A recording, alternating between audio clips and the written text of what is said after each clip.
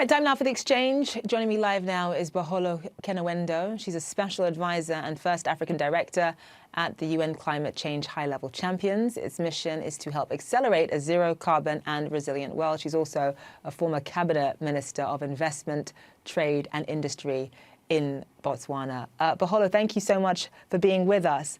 Are you convinced that Africa is a priority at this year's COP?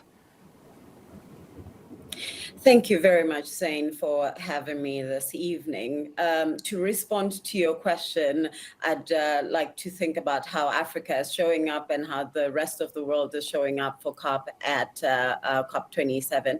And of course, your question is directed to how the negotiations are going, but we're seeing so much momentum, specifically around the non-state actors and them showing up really strongly for Africa and people in the continent. But what has really been so invigorating, Zain, is just how the continent itself has shown up and shown leadership in climate action during COP27 and putting forward solutions that they are asking for the world to partner with them in order to deliver real action and implementation for Africans around climate action, given what you said earlier, that we are particularly vulnerable to climate shocks, and yet we didn't really contribute more than 4% to the global emissions.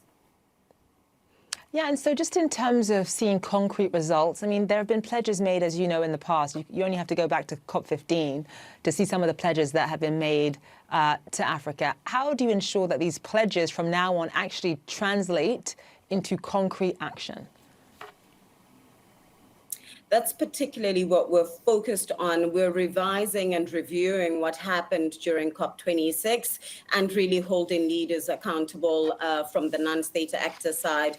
And one of the things that came up last year was a very strong commitment around land restoration. So this year we had a review around financing of land restoration, and over $350 million has been committed towards land restoration, and this is between COP26 and COP27. And then some initiatives like GAP have also worked really hard to be involved. I think at this point they're in about 12 countries and have been able to provide well over 245,000 new connections, covering well over 1 million people. So there is, once again, progress from the non-state actor side, but still very much to be desired around around member states. And if I may, Zain, touch back on the point of how the continent is showing up for itself and particularly leading on solutions. We've seen landmark commitments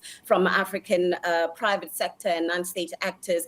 For example, we've seen the African insurance sector really step up and recognize that triple role as key climate mitigation and adaptation agents, risk managers, risk carriers, and investors, and put forward a commitment towards covering extreme and sudden shocks, and saying that they will be able to underwrite those and through the Africa Climate Risk Facility. And they are asking the world to join in mobilizing around this Africa Climate Risk Facility, needing well over $900 million.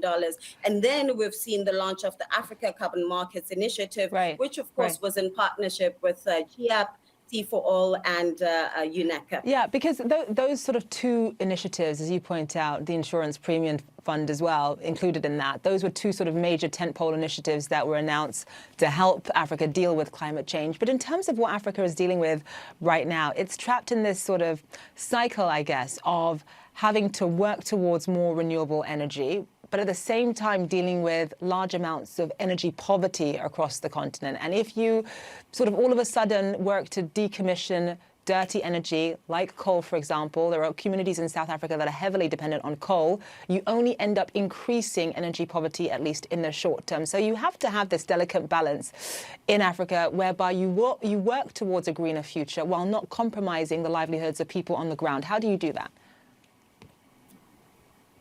Absolutely, you have it right on. And what we've been focusing on is encouraging an additive balance of green energy in addition to whatever it is that the dirty energy is providing, so that we work on closing the gap of energy poverty. Once you close the gap of energy poverty and you ensure that there is a base load, then you start to refinance the reduction of dirty energy, because first and foremost, climate action is about people and planet. So we need to make sure that there are sustainable livelihoods that are still being taken care of in this point. And one of the things that we've also been pointing to is a transition must be financed. And what we're seeing is that a ratio between dirty FDI, dirty energy FDI, and clean energy FDI is 9-1. So if we really want to see the continent gravitating more towards green energy, we should see